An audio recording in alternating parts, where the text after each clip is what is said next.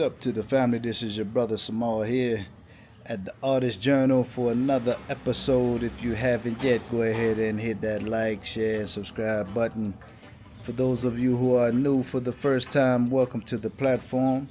We are currently here in the beautiful country of Nairobi, Kenya. If you guys been keeping up with the videos, you would see that we're moving around a little bit. A lot of my subscribers have asked me to move around more into other places, and I'm here to say I will absolutely do that. I'm here for a long extended period of time, so I have the time to really move around the country and report back to you guys with beautiful content. So today we want to talk about why Kenya is really attractive to the African diaspora community and Africans at large.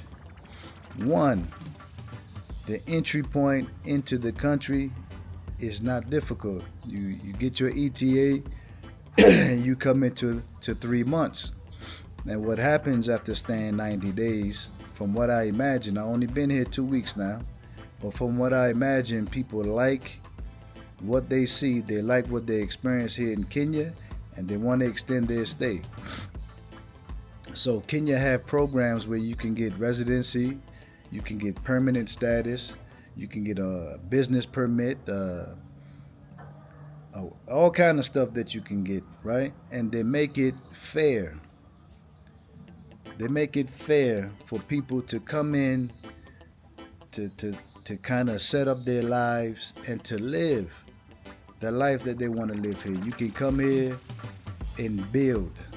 You know what I mean? If you one who are budgeting and you have limited funds, there's a place here for you. You can etch out a life with $700 to $1,000 here. You know, if you're not coming here with the mindset of wanting to splurge and just buy up everything, you can make it here. If you want to live an affluent lifestyle, a luxury lifestyle, and you want the best of everything, you okay with spending $5,000 to $10,000 a month, that life is here for you too. You know, there are plenty areas and neighborhoods that I've been in that literally reminds me of Potomac, Maryland, or some places in Los Angeles. Easy. We was just in Sarit Mall the other day, which you guys seen the video, and every time we went to Sarit Mall, we only stayed on the first level. We never went upstairs and we never went to the rooftop. It was a whole nother world. It's a whole nother world. And I had to pinch myself and remind myself, hey, yo, you in Kenya, bro. It's just a vibe, family. So experiences like that, where you can go to the village, you can go to rural areas, you can go to the countryside, you can go to Diani, you can go to Mombasa, you can go to Nyali, you could jump across the border real quick to Uganda, to Rwanda, to Ethiopia. It's like it make it so convenient to just make this your foundation, your base, and just move around like how you want to, So the language barrier is not that difficult. The main language here that they speak is Kiswahili. But also, family, a large percentage of the population speaks English. Though it is a good thing to learn the language and to try to articulate and speak the language to Kenyans, because it's like they open up to you more. They want to yield and help you more because they see that you are trying and that you are trying to assimilate into how they do things here in Kenya. Can't speak for nobody else, but that's been my experience, that when I'm out and about, I make a point to learn certain phrases, learn certain words, and people open up. So point one is that the entry point into the country is fairly easy. Two, the business sector of the country, how professional people are here. You get that familiar energy that you're in a high class, high quality environment. Everywhere that I go, like in other African countries that I've been to, the major complaint is that people don't understand customer service. You will not experience that here. At least I haven't experienced that here. Every one that we interacted with, as far as business, their customer service was out of this world. So they really understand how to cater to people, and that's a biggie. A little spider blend. Sorry about that, fam. That's a biggie, especially for people that's coming from the West. That's something that we are. Yeah, now got me feeling like, yo, that was wild. Like the spider flew away or something. It's crazy. But anyway, that's very important. It's very important. So just what the country has to offer, moving around, transportation, infrastructure. So, just getting right back at it. It's very easy to set up business, to do business here, to etch out some revenue here. So those are the things that are very attractive for people that are coming here. And then there's that familiar, when you bump into familiar faces, when you bump into other expats, other diasporans that's here, and they share with you their stories or their experiences, it makes the journey so much easier. Because what happens is that your network, it constantly increases, and you're able to learn, you're able to free yourself up.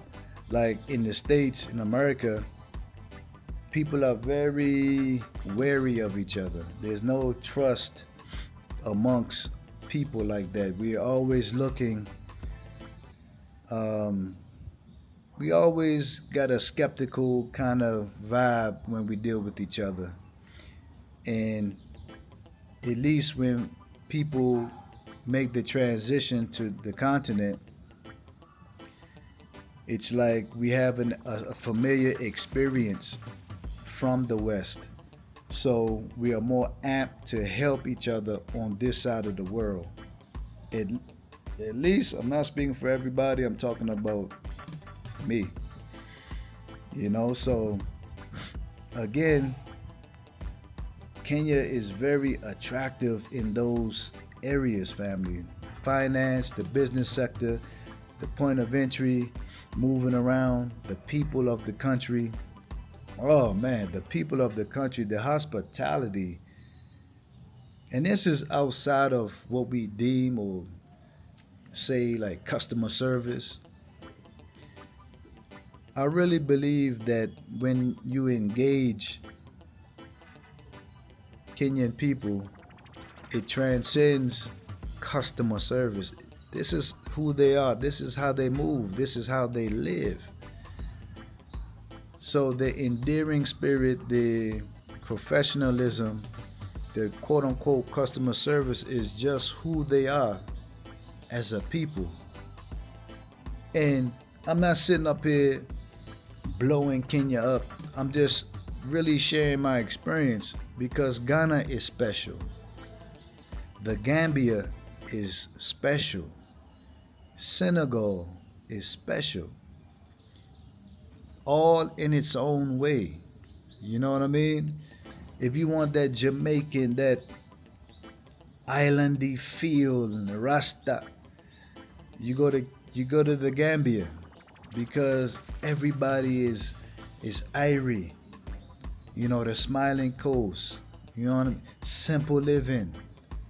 If you just want to wind down and just get out the way, go to Gambia. If you are into high fashion, you know, in business class, and you want to go to Dakar, Senegal, because they pride themselves off of high quality fashion and intellect. Sheikh Anta Diop, one of the top scholars that come out of Senegal, they pride themselves off of being intelligent and being fashionable. You know, so family, every country, and we all know that Ghana, and I mention these three countries because those are the countries that I've been to. We all know Ghana is one of the centers for African Americans coming back to Africa. That's the hub. You know what I mean? The Gold Coast.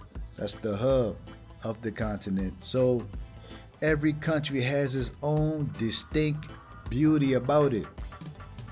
I just want to come over here and talk about why Kenya stands out a little bit more because of all of the things that I mentioned: infrastructure, business class, hospitality, point of entry. You know what I mean? Able to do business here at whatever level that you want to do business. Be able to do it. Networking, you know. A lot of movers and shakers is here. A lot of entertainers is here. You know, we just saw Ghost from the show Power.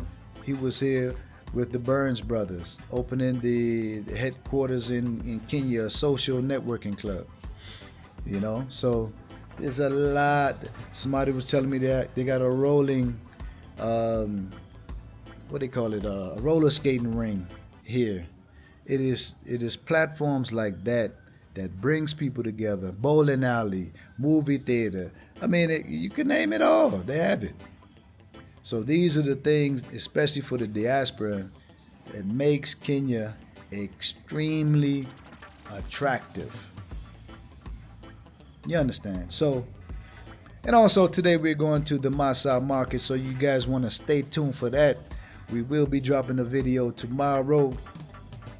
So again, let me get to one of these attractions. Jano, the Masai market. I'm tuning out just to tune back in, family. Peace out.